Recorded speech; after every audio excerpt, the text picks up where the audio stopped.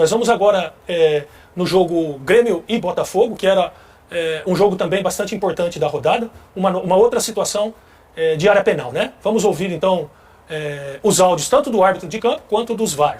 Vamos lá? Tudo certo? Tudo legal? Ei, pra mim? Nada! Tem o braço, a camisa pega o posta, pega a 4. Aí, a 4. Ele. Ele sente esse contato e cai. Ok, Flávio, ouvimos, estamos checando. Ok. Solta a velocidade normal pra mim.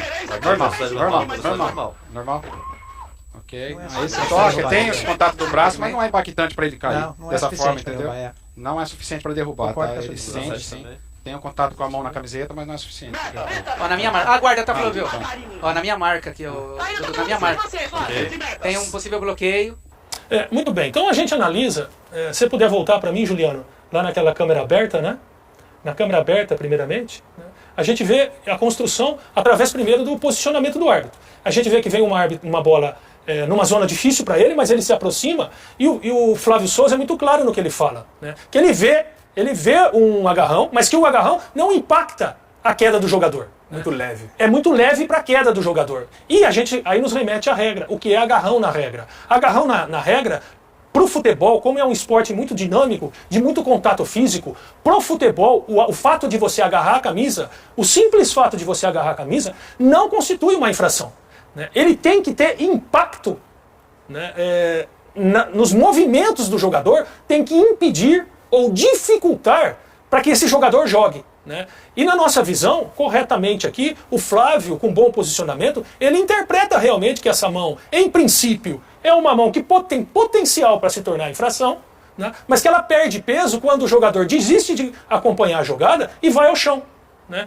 Talvez se ele tivesse seguido na ação e o jogador não soltasse ele, provocaria uma infração, que é a situação de impedir que o jogador jogue, né? Mas realmente não é esse tipo de contato entre jogadores de agarrão que a gente quer sancionar, né? Perfeito. E a gente ainda escuta aqui a comunicação do Flávio, que é muito forte uma comunicação. Pode pôr no replay, de detalhe, faz favor? Conectado com a jogada, e ele narra para a cabine os elementos que levaram. Se você parar, né, no momento do agarrão e a gente tirar uma foto, no momento que agarra, faz favor, né, a gente já percebe que é desproporcional a queda do jogador, a maneira como ele vai ao solo, com o movimento do agarrar, né? Ele é absolutamente desproporcional, tá? Eu tenho até como curiosidade, nessa sequência dessa ação, só como curiosidade, se nós repararmos essa mesma ação, que é a ação seguinte, né?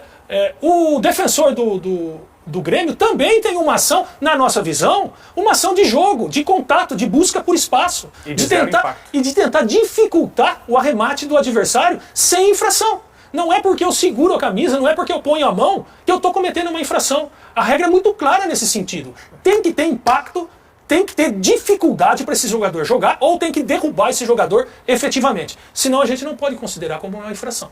Perfeito, né? Só para tratar da perspectiva VAR, no lance em questão, o Flávio está muito bem posicionado e Volta lá, faz favor. narra os elementos que ele entende para não marcação. Ele diz que é um contato mínimo, um contato leve, que ele vê sim um agarrão na camisa mais leve e que não é esse agarrão que gera a queda do jogador. Isso por si só já demonstra o que ele viu e interpretou da jogada.